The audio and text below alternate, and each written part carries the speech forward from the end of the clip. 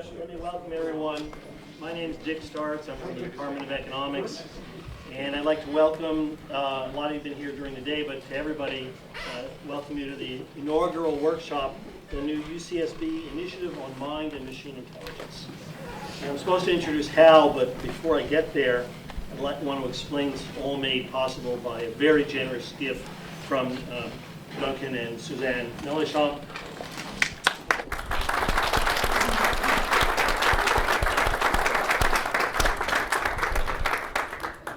If you're a UCSB person, you know all about the Melichamps because they've been enabling growth and change at UCSB for years now.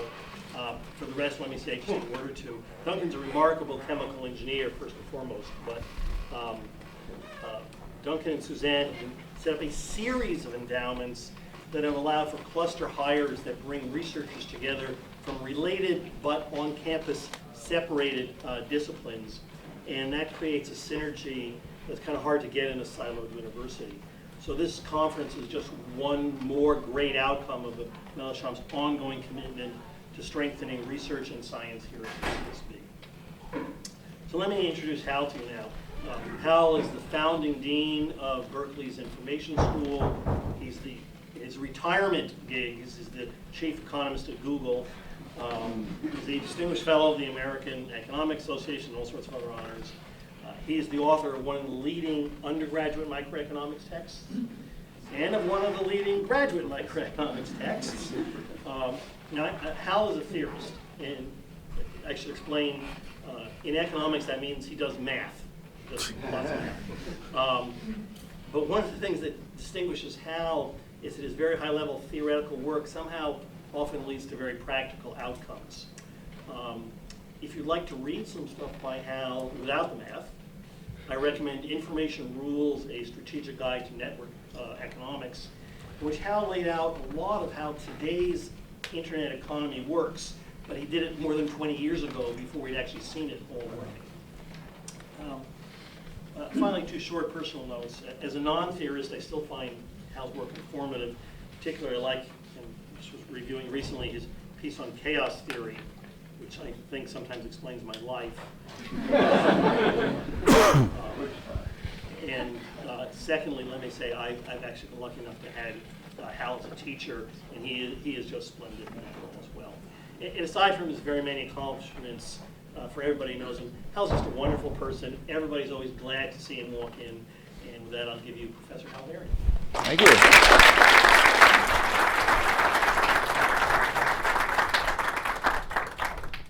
Well, thank you very much for that kind introduction, and it's a great honor to be giving a inaugural address, along with others, I'm sure, for this new center. It sounds very exciting. I sat in today on some of the talks, and it really, I think there's just great potential here for man and machine coming together.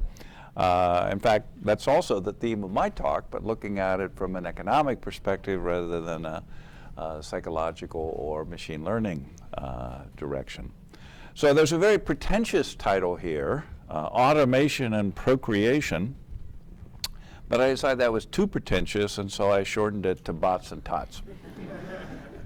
Because what I want to look at is the connection between automation, robotics, artificial intelligence, all of these things that are impacting the labor markets, and compare that to the demographic effects, which are also impacting the labor markets. And so, as you'll see in a few minutes, the question is going to be how these two forces play out. And you heard I was a theorist, so here's my theory contribution. We've got demand for labor, we've got supply of labor, we've got a wage rate, a level of employment, and everything looks great.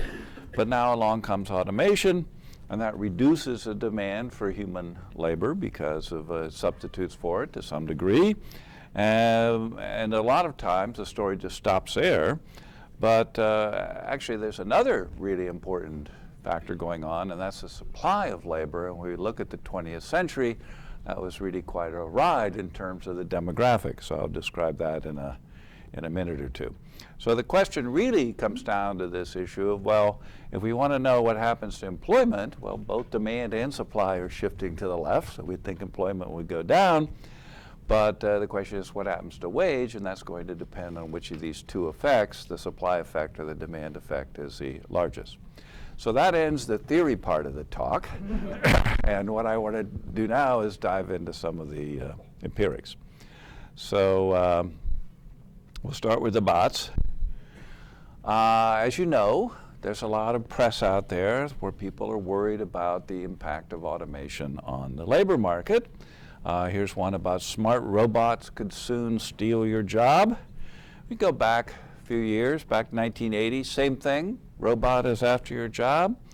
Back to 1960, yeah, his theme is becoming familiar. Robot is after your job. They bid for jobs in outer space. 1935, we have thinking machines replacing thinkers. And 1812, we go back to wantonly destroying cloth that was woven on mechanical devices. But lately, there's been another theme that we're seeing, and that is a growing labor shortage. And lots of people attribute that to just cyclical effects, the fact that the economy is doing very well, we have a low unemployment rate, and you would expect to see then demands for labor. And we see it all over the place. If you look at truck drivers, forklift drivers, dairy farms, meat packing, on and on and on, particularly a lot of blue-collar jobs, as well as white-collar jobs, but the blue-collar is something relatively new. There's a big excess demand for labor, and there's good reason to believe that this is going to go on for some time. That's because of the demographic effects I alluded to a few minutes ago.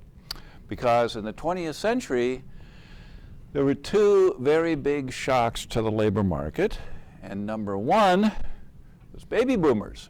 If you look back at the history of the 20th century, there was the baby dearth during the Depression when people were not having children.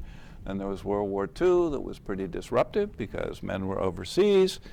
And when they came home, that was the baby boom. So the baby boom goes from 1946 to 1964, and it's a big bulge in the demographic profile. After that, baby bust. There was this period of time in the 80s when there was back in the 60s and 70s where there was a drop-off in the birth rate, the baby bust, and then we had all the children of the baby boomers. 20 years later, they were producing their own babies, and that was the echo of the baby boom, and you could see this in the demographic charts.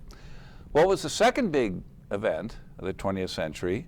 There was this huge shift in women entering the labor market. So back in the early part here, around in 1945, only about half of the women were in the paid labor force. And of course, by now, it's much more like 85% or so. So that's been a huge change. And the result was, during the 20th century, because of all these baby boomers, all these new people in the labor market, it was pretty easy to find workers. When you wanted workers, you could find them because the labor force was large, okay? But that's changing now because we're seeing much different demographic effects. The baby boomers are retiring, so that's withdrawing people in the labor force. Women's participation in the labor force has pretty much plateaued, so we're not going to see the same forces going forward into the 21st century that we saw in the last century, okay? So let's see how that plays out. There's also been specific professions, specific trades that were impacted by technology in particular. This is the spreadsheet apocalypse. That's the name they gave it in the Wall Street Journal, where you saw a big drop in bookkeepers, people who were adding up lists of numbers and moving things from one table to another. But at the same time, those innovations of spreadsheets, for example, increased the demand for accountants and auditors, management analysts, and so on. So those tools had a negative impact on the low-skilled workers and, of course, quite a positive impact on the higher-skilled people. I love this chart. The federal government is still tracking video store attendance, even though video stores have completely disappeared. So it'd be a good job to have that as your specialty, tracking video store operators. But we saw a case where you had a whole profession of sorts that grew up to support that particular technology. The technology changed, the procession dropped off. But there's still people that are recommending videos, that are suggesting what you might watch, that are doing this or doing that, that are the same sort of functionality, even if it isn't the same medium. And that brings up the important distinction between jobs and tasks, okay? So a job can be thought of as a collection of tasks that you're expected to do as a worker. Automation doesn't generally eliminate entire jobs. What it eliminates are the dull, tedious, and repetitive tasks. So think about things like manual jobs, washing clothes. When you look at the historical data, an incredible amount of time was spent washing, drying dishes, mowing lawns, digging holes, and so on, plus the cognitive sorts of skills as well, making change for a purchase, which is pretty much a lost art now, I would say. Memorizing maps, adding up columns of numbers, and so on and so on. And if you manage to get all the tasks associated with a job gone, then you've eliminated the job, but that's really quite rare. So as an example, Jim Besson, who's an economist at BU, looked at the detailed occupations listed in the 1950 U.S. census. There were 270 of them, and only one of those jobs has been eliminated by automation, and that is elevator operator. Okay? Now, there are still a few places where there are elevator operators. You know, it's not a bad job. It has its ups and downs. But other than that, it's okay. And you think about it, elevator operators had other tasks. There were safety monitors because they were in the elevator, want to make sure it was safe. Security monitors, who comes in. A greeter who greeted everybody, said good morning, provided answers to questions, gave directions, provided services to residents, and so on and so on and so on. And those things are still done because if you go into a building, there's some security people there often. There's going to be some people who are greeting you and are looking to see whether you're on the list for meeting someone, et cetera, et cetera, et cetera. So what's happened is those tasks have shifted to other jobs, and some of those jobs have been created because of, again, these changes in technology. And most jobs, actually, are more complicated than we think. There's a wonderful resource on the net called ONET. From the Bureau of Labor Statistics, and you can go type in a job category. In this case, I took groundskeeper, and then you can see the tasks that are associated with that job. So it's quite interesting. This goes for low-level jobs, high-level jobs, all sorts of things. I think there are about 2,000 job categories from the BLS now. And you can see when you look at these lists, there are a number of tasks associated with being a groundskeeper. Of pruning trees, spraying fertilizers, caring for lawns, doing this and that and this and that. And there are about 35 tasks, because this goes on and on and on. And it's like that for almost every job. There are many different aspects or tasks that are associated with the job. And the prospects for automation are kind of iffy because you could automate almost any one of these tasks. Just give me $1 billion, 10 years, and a squad of electrical engineers and mechanical engineers, and you might be able to get that thing that occurred. But in fact, automating all of them would be really quite costly and take quite some time. All right? So many jobs are like that. The way you should think of them is they're supplementing the human's work, not just replacing it on a task-by-task basis. And of course, some of those tasks could move around to different job categories as well. So this is a point I just made, and what follows from that is robots work best when you have a standardized environment and repetitive identical tasks. And the prime example is the assembly line that came out in the early part of the 19th century. Henry Ford working on the assembly line of Ford Motor, getting the processes smoothed out so that the flow of material that was being produced continued to operate smoothly. By the way, it's interesting, where did Henry Ford get the idea for the assembly line? Well, interesting enough, he got it from visiting the meat packing plants in Chicago. And this is in his autobiography, so we're pretty sure it's correct. And there they would put a cow or some animal up on a hook, and then each of the operators would cut off their particular piece of that cow and provide it for packaging and food distribution. And his view was, if they could disassemble a cow, we can assemble a car, all right?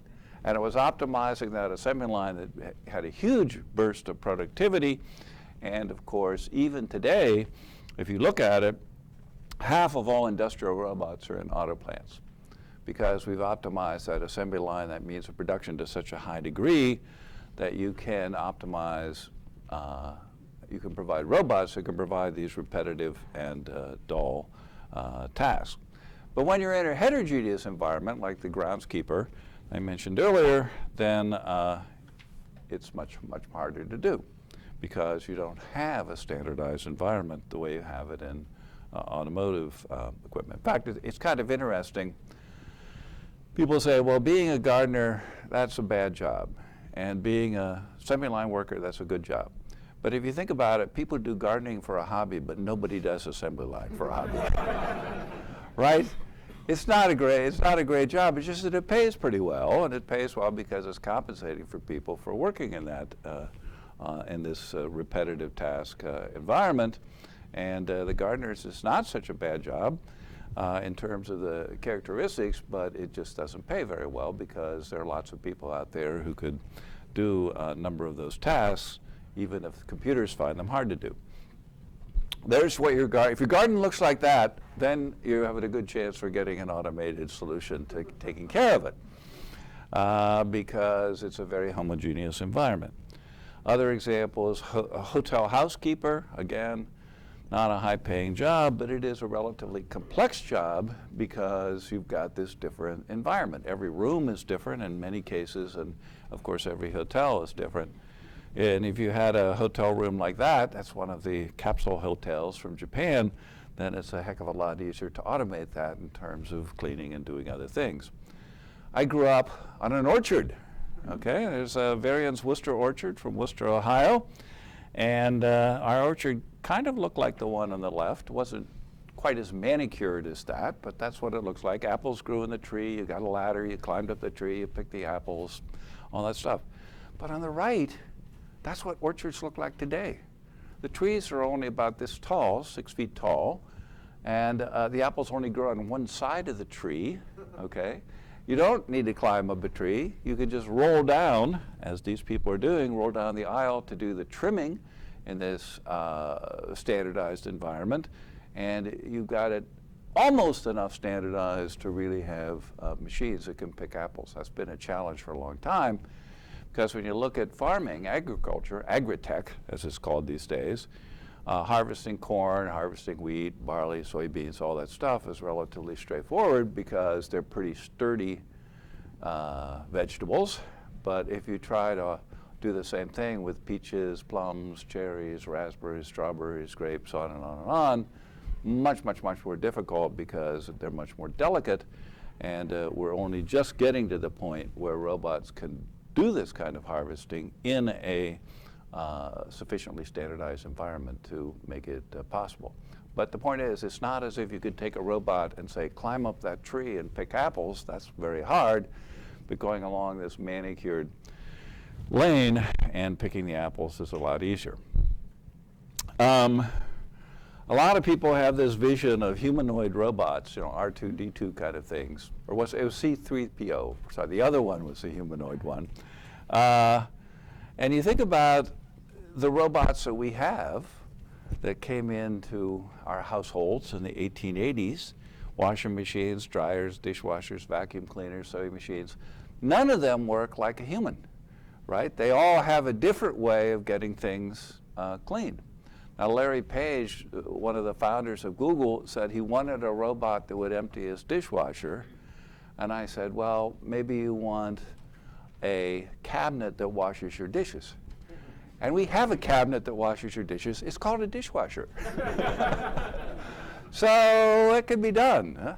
But it's a totally different set of procedures than a human would apply. for doing that, which is, I think, the important lesson. And the same thing with getting around. Cars don't walk and boats don't swim. Well, of course, there are a few exceptions, like since we're talking about Star Wars. Routine versus non-routine work.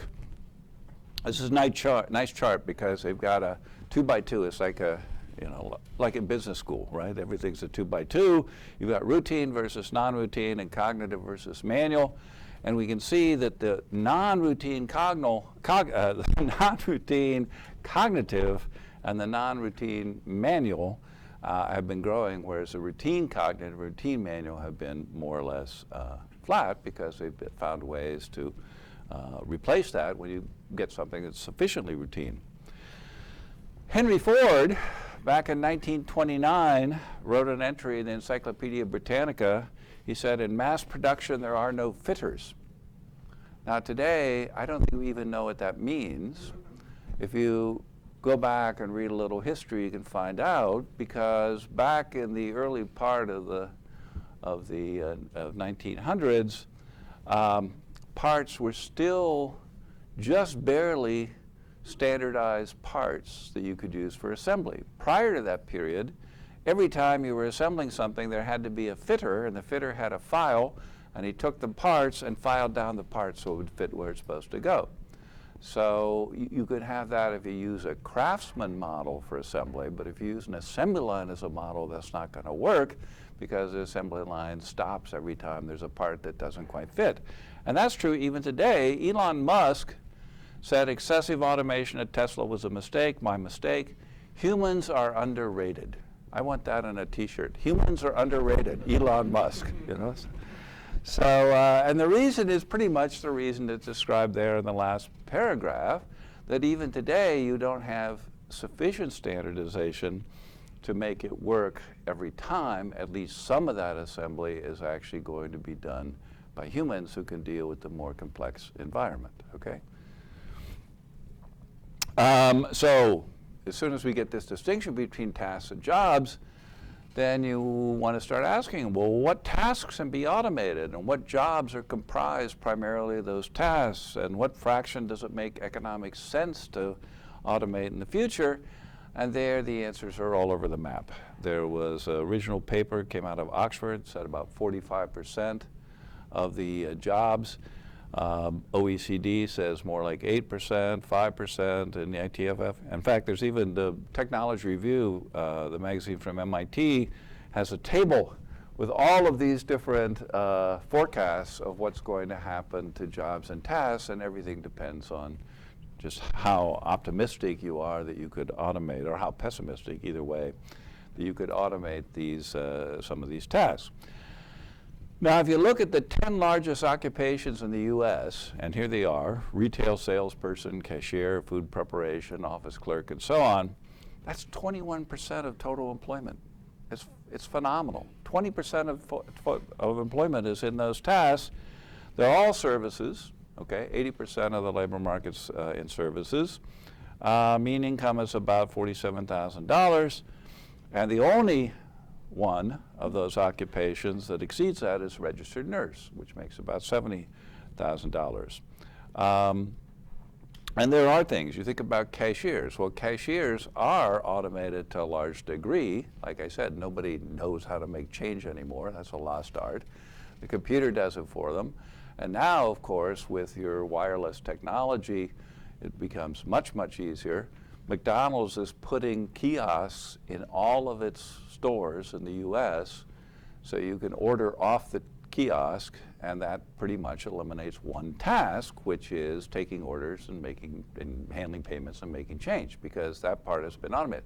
It's not really as if it's such a hard job to automate it. It's been much more innovation in the payment system that's made it easier to do that, because you don't have to handle cash. I mean, it's such a mess. It'd be very hard for a robot to do that as well, just dealing with these coins and bills.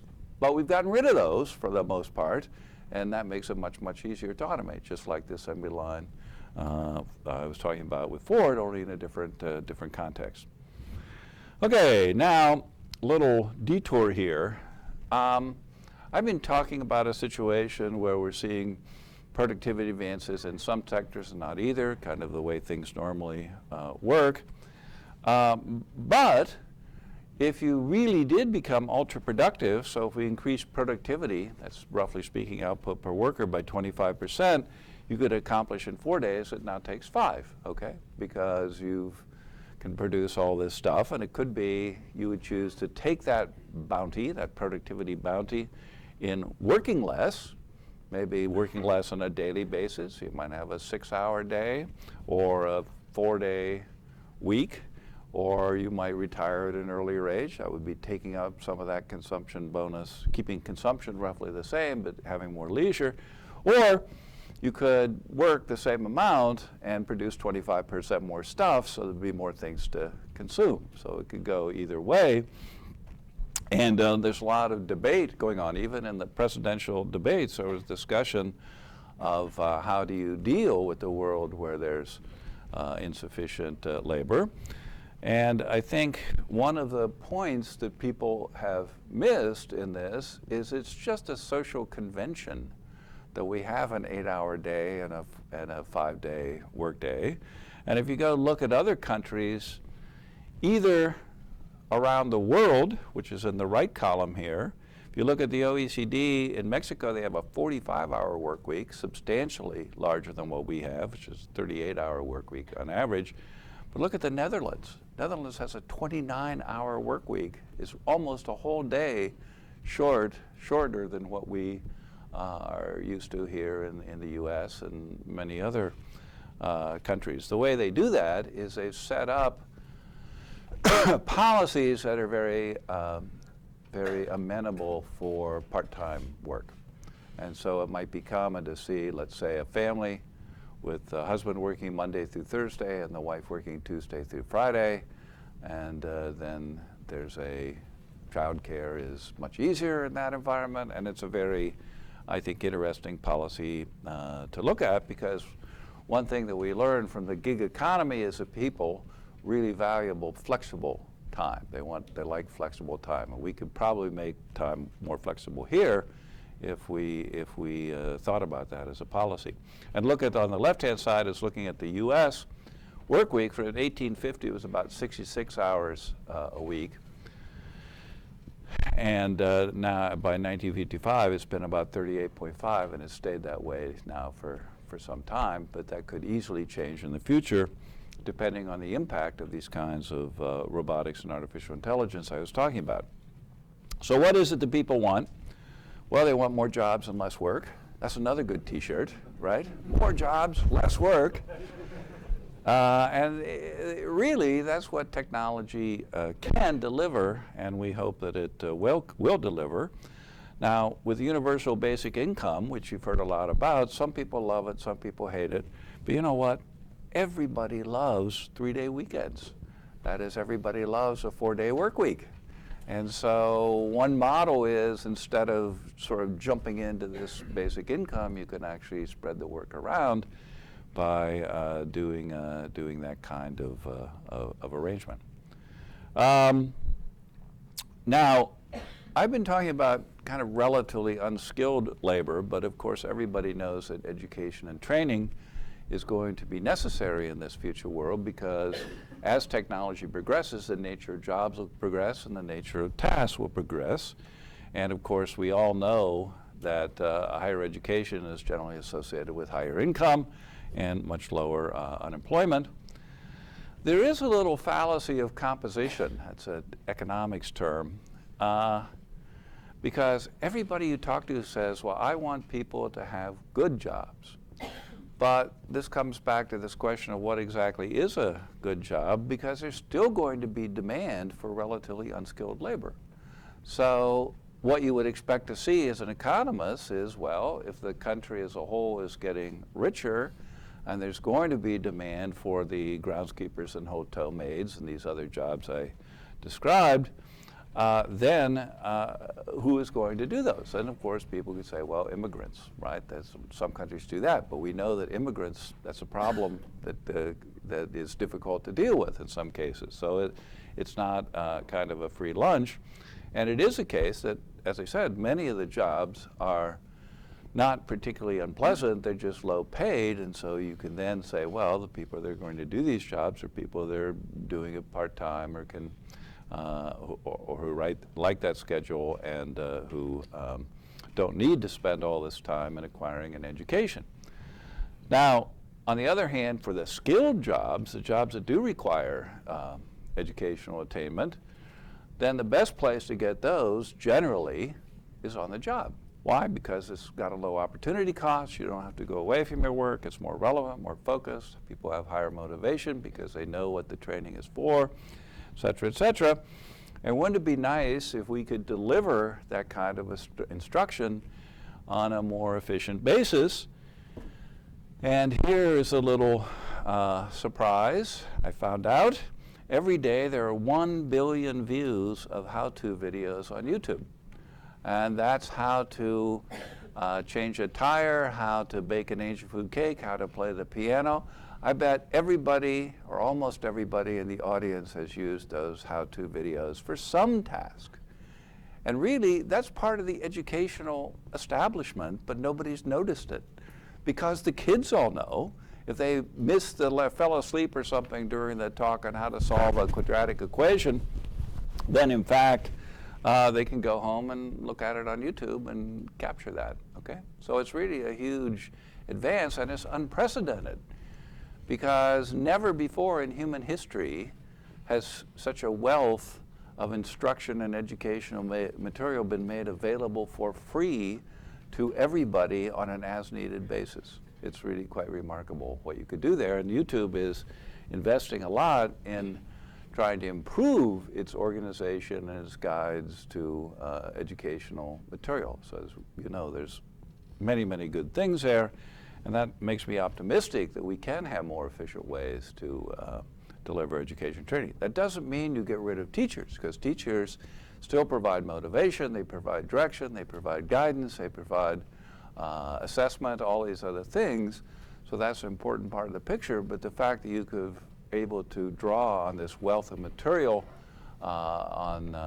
visually from YouTube, that's really a huge plus, I think. And here's some examples. These are these are from the Khan Academy.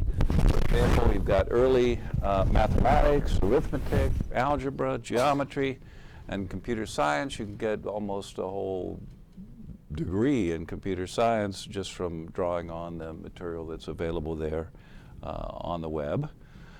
But don't forget all the manual skills that are also available. So here's one on how to sweat a copper pipe. I don't know what that is, but maybe one of you will explain it to me later. How to weld cast iron, how to remove a strip bolt, how to weld.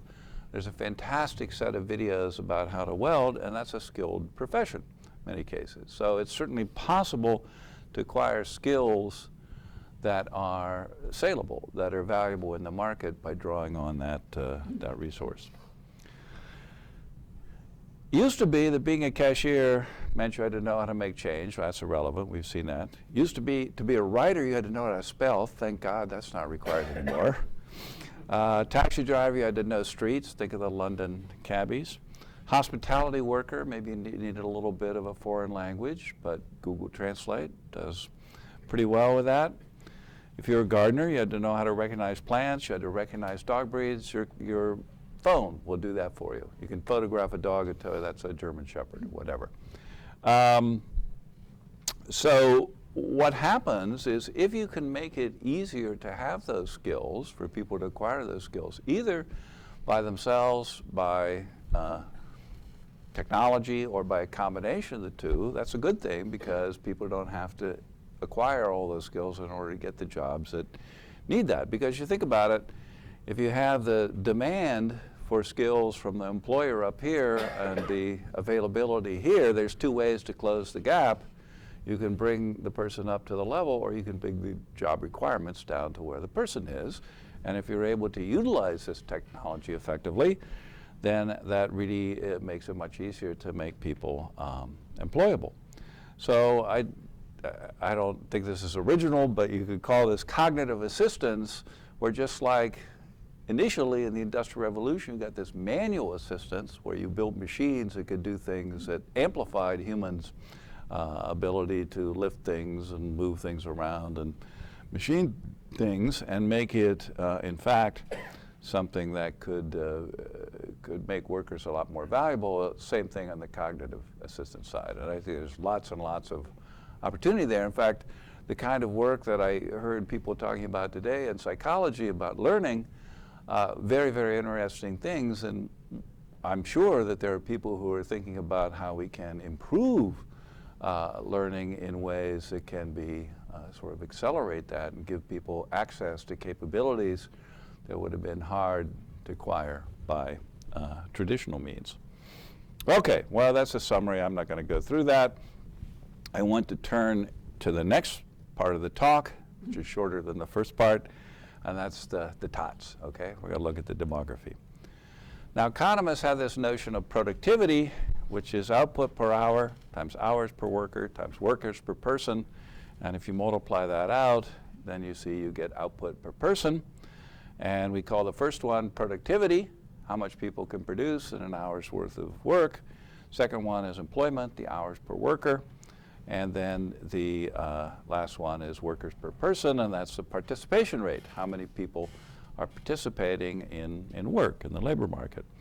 And these days, we're pretty much at full employment with respect to hours per worker.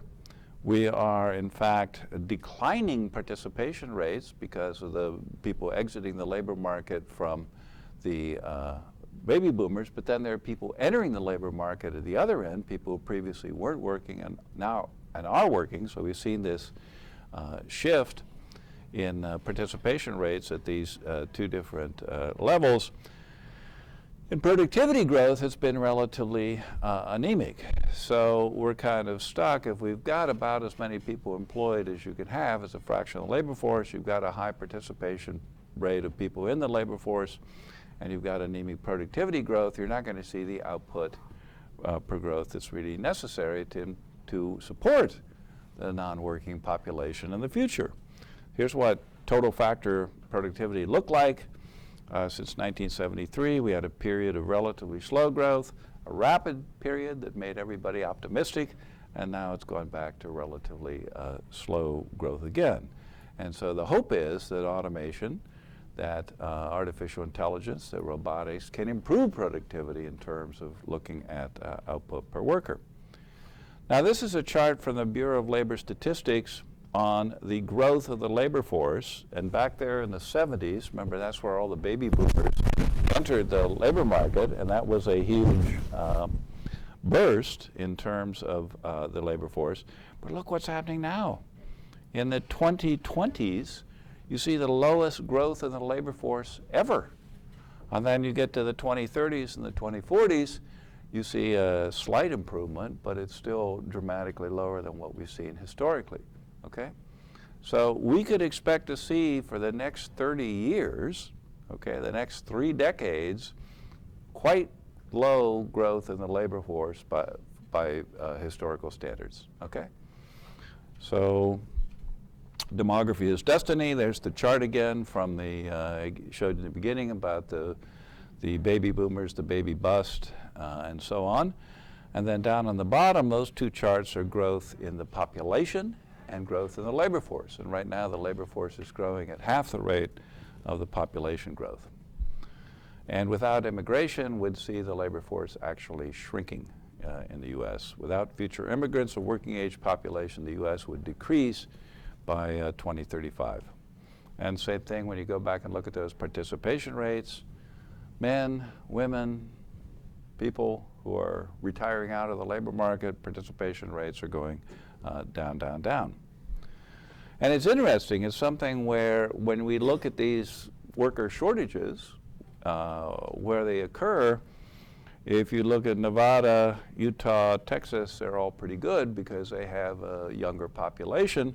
You go out and look at New England, or you look at the northern part of the U.S. and the Midwest, they have an older population. Why? All the kids have left town to go elsewhere where economic activities are more attractive, and they don't have the people there to mow the lawns or to restock the shelves or anything like that. I like to say if you look at these places in the upper Midwest, these places where I'm from, Ohio, if the town has a hospital, then they have a pretty good chance of surviving. But if they don't have a hospital, then it's really problematic of whether they can survive, simply because of the exodus of workers and the increased demand for healthcare. And in lots of places, if you look across the upper Midwest, the industrial core of cities is built around, cities and whole regions is built around the hospitals. There's the Cleveland Clinic and the Mayo Clinic, and the Ann Arbor has a huge university hospital that supports this employment base for the population, and the payments, that's on the cost side. On the revenue side is basically Medicare, Medicaid, and other and private insurance. So labor market's already beginning to tighten. We'll see it for the next 15 to 25 years, maybe even 30 years. But every one of those retirees who withdraws from the labor force, they expect to continue consuming. And that means the people who are in this smaller labor force have to become more productive in order to provide the consumption that is demanded by the population as a whole. So, and the U.S. is in good shape compared to many other countries, because look at Japan. This is the dependency ratio, which is the people over 65 for every 100 people of working age. So Japan now, that's the green line, is in relatively bad shape, and it's only going to get worse by 2050. If you look at Taiwan, Korea, the Asian tigers, you see the same thing happening. You shift to Europe, you've got Italy, which is a disaster from a demographic point of view, Germany, Austria, Eastern Europe, on and on and on. The whole developed world is aging, okay? And so they're facing all of the problems I just alluded to. The countries in the region that are growing are India and sub-Saharan Africa, and for that part, Saharan Africa as well. And so in the future, 20 years from now, 25 years from now, you're going to see these old, relatively low energy economies in the developed world, and you're going to see these high energy, young economies in the developing world. Now, there should be gains from trade, right? Because that's exactly a setup of a classical economics trade model, and how are those going to be realized? I think it's an extremely interesting question to think about. China is a very interesting case. Not only did they have the baby boom issue, but they also had this disastrous one-child policy. And you see now the labor force in China is shrinking right now in 2020 and will continue to do so for many years. So the Chinese are basically forced. I mean, they have to invest in robotics, so they have to invest in artificial intelligence to increase the productivity to provide the substitutes for the labor force, which is declining. All right? So it's a very, very, it's a critical issue for them. And of course, they're trying to reverse this program by increasing birth rates. But I'll tell you, no matter how productive you are, it takes you 20 years to produce a 20-year-old, okay? So, all right, now, the fertility rate in the U.S. is the lowest it's ever been, since they measured it at least.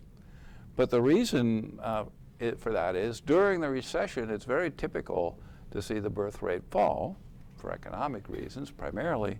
But then when the recession is over and times are good, the birth rate comes back. Not this time, okay? Not this time. So it's quite distinctive that we're seeing this fall in the birth rate, originally caused by the recession, but not really recovered the way the economy has recovered. And that's not going to help.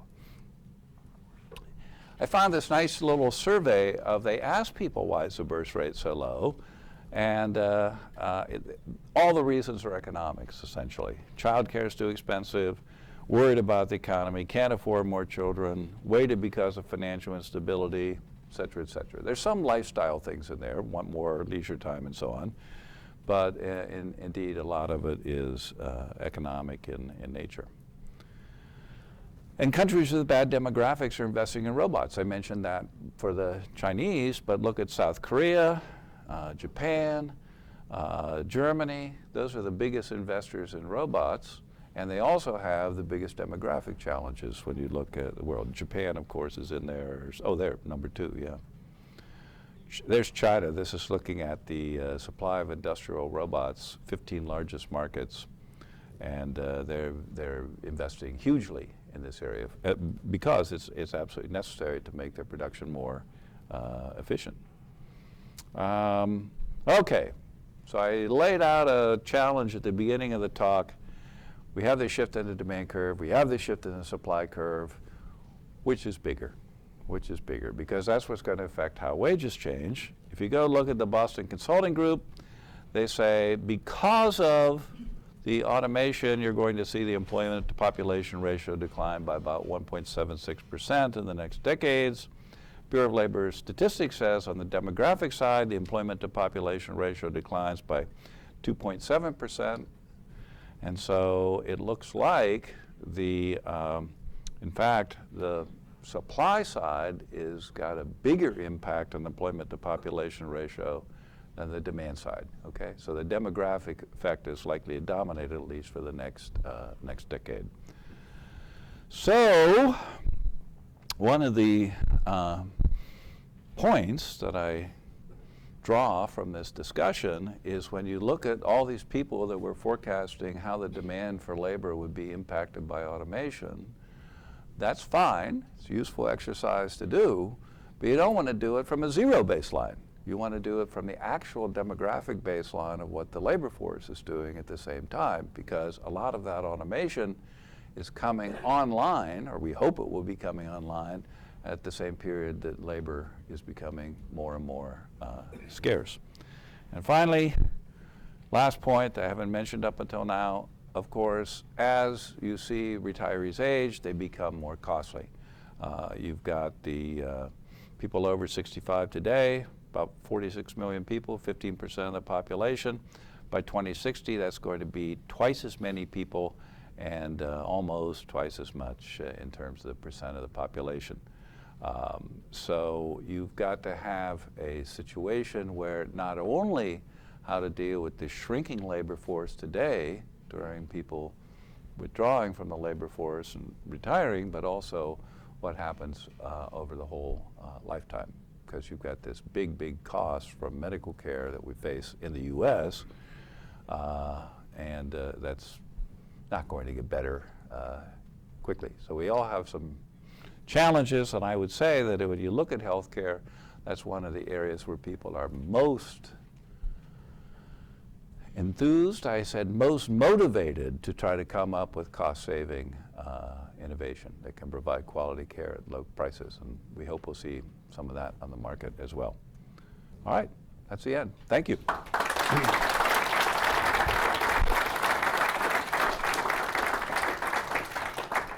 And I'm happy to take some questions back there.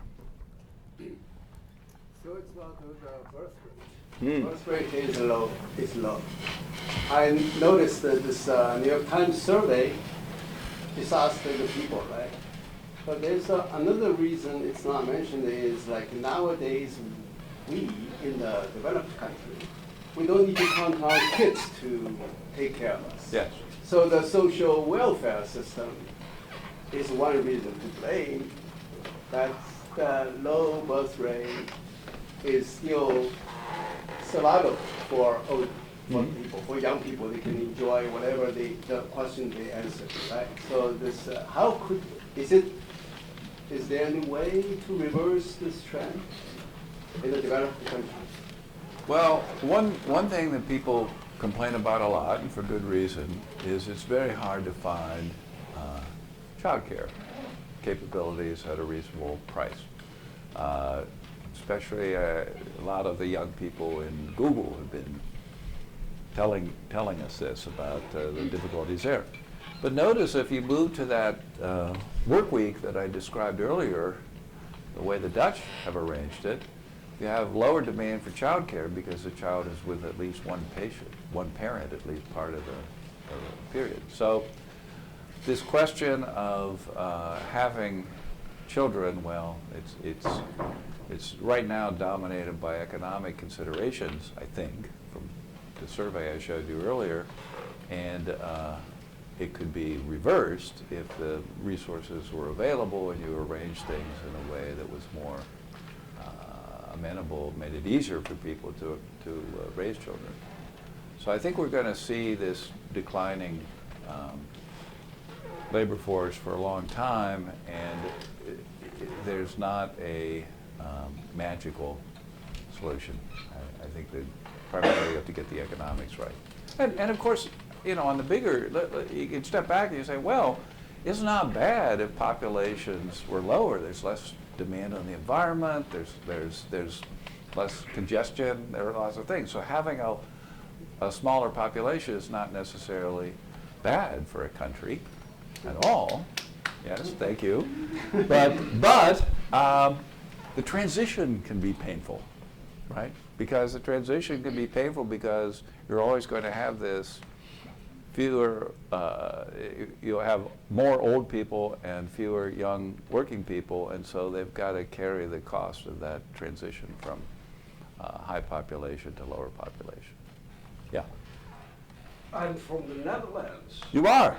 I am. What's the birth rate? No, It's all right, and childcare is better. Wages, like here, have not stagnated. Welfare system. You have an active state, not a residual state. When technology comes in, digital coordination of the labor market is possible. A job is lost, that a person wants re-education and that creates a demand. Yeah, yeah. This is what young people are enthusiastic about. And when you have a coordinated, an active state, a coordinated market economy like a round table, Yeah. it is possible to do so. This is like a model of an intelligent state, like Singapore. Yeah. So, if the United States modifies its system that leans towards the corporations, then many of these issues, including child care, can be addressed. Yeah, I agree, and I think the Dutch in particular have had some very good ideas of how to do that. Now, the story I heard about the 29-hour work week, you can tell me if this is correct, that there was a recession, and the Netherlands decided to try the German work-sharing model, where instead of laying off 10% of the workforce, everybody works 10% less. So that's one way to deal with the recession. And the recession ends, and they said, okay, now we'll go back to the 40-hour work week. People said, no, we like the 29-hour work week. And so they're able to the United States. I know. So the interesting thing about that was that it was a policy where they had to change the way medical insurance worked, they had to change the way to make sure that you could handle this flexible hours, but in general, people are very happy with it. So it would be possible to introduce that other places. It's just it requires the will to do so. So I'm completely with you. And another thing they do, which I think is very important, is it would be very sensible for the U.S. to adopt. Suppose you hit retirement, age 65, let's say, and then you decide you want to work. Well, you've got Social Security, taxes, taken out of that, Medicare, all this stuff. But you've already contributed to your pension, and now after you have retired, what they do in the Netherlands is those benefits are not taxed by the employer or to the employee. So they've made the older workers attractive, made it attractive to the workers, made it attractive to people who want to hire them. And it's a much more logical system. It's something that would make a lot of sense for the U.S. to adopt as well. One small note, we did Verdi Center 60 years ago. You did what? Okay. Way in the back there. You're there. Yeah. It's great talk. Like you, we grew up in Ohio and on the West Coast, and so there was a migration thing that we did, and of course, a lot of folks in this room probably were born outside the U.S. and come to the U.S. or immigrated because there were better opportunities here, perhaps. So one of the things I didn't hear you talk about too much was sort of this notion of migration and immigration to change, that moves these labor markets around, so that does some adapting and brings, the right skills in the right places. So I want to get any comments. Yeah. Well, I will say in the Bay Area where I live, it used to be a big plus in recruiting to say, oh, you can come to Silicon Valley. But now what happens is you can come to Silicon Valley and sit in traffic jams all day, pay outrageous prices for housing, and on and on and on. It's not as big of a plus as it used to be by any means. And you're seeing a lot of companies looking at the putting operations in places where they are more livable. So we have, if people want to go to Portland, they want to go to Provo, they want to go to Denver, to Boulder, to Ann Arbor, to Pittsburgh. Google has offices in all those places. All right? And I think every company who's thinking about how to manage these location decisions, looking to locate in places where the quality of life is high and the cost of that quality is reasonable, which isn't so much the case for California. And I hear, even here in Santa Barbara, you have some of these problems. It's a very expensive place to live, of course. Yeah. You show some charts of different kinds of skills. Do you have any view of how these things you're talking about are going to affect inequality? Yeah. Yeah, well, I guess to me, the inequality is, I'd like to see all groups be getting richer.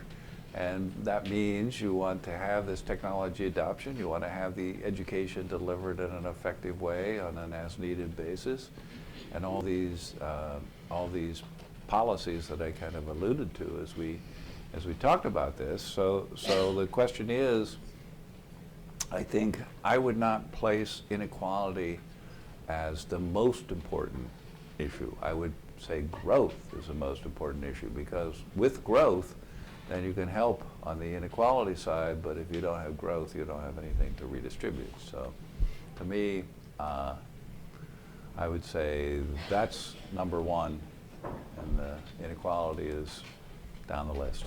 Given the task, do you think the kind of changes you're talking about will help directly make all the groups more productive, or some of the kind of tasks that will benefit a number of the groups? Well, let me give you a historical analog, which was the Black Death.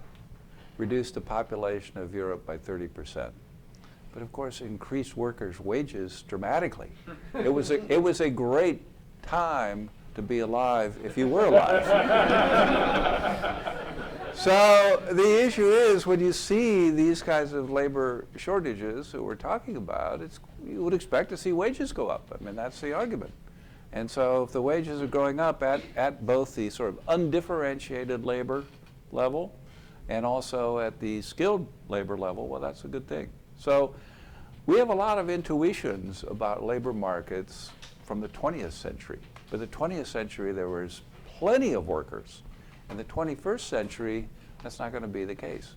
You're going to have fewer workers because of the demographic effects I just described, and that means higher wages, generally.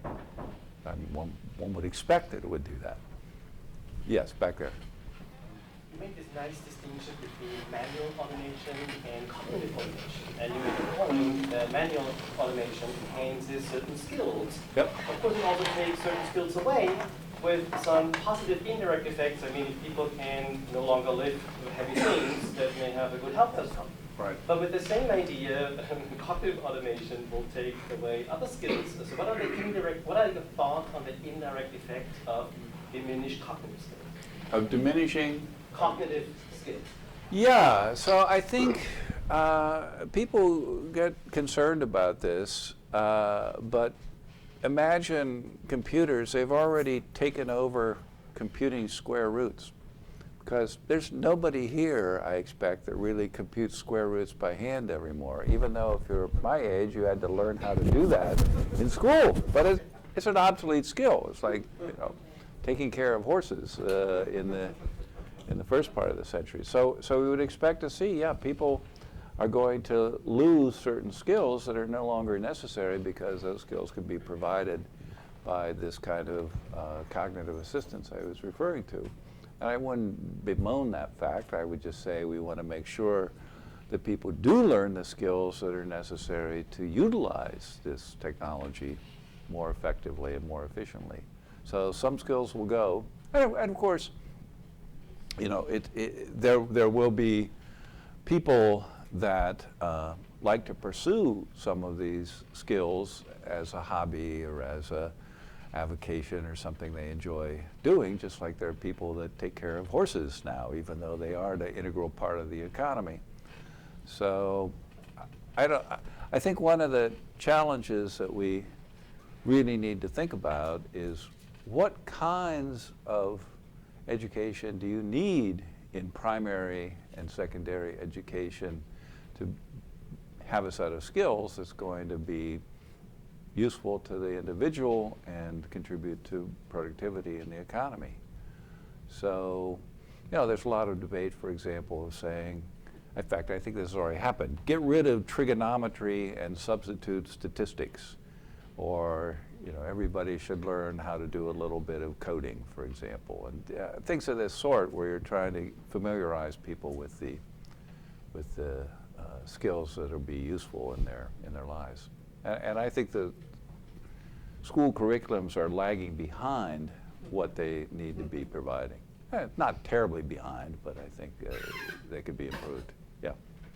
So it's fascinating to see the different countries facing similar but slightly different challenges in terms of economic growth and demographic challenges and so on.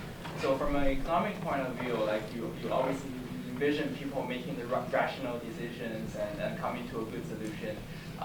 But there are other factors that are playing a role here, like competition among countries and things like geopolitical issues and considerations. Right. How do these external factors and this playing a role in our decision making?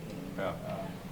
Well, that's a big question, and I think the answer we're just going to have to do what we've done all along is muddle through these things, because nobody has 20/20 vision here. I think it's a situation where we need to be aware of some of these possible changes that I alluded to make our policy align with where things are going. But you can't get too far ahead, because there's always going to be disruptions of one sort or another that go along with this.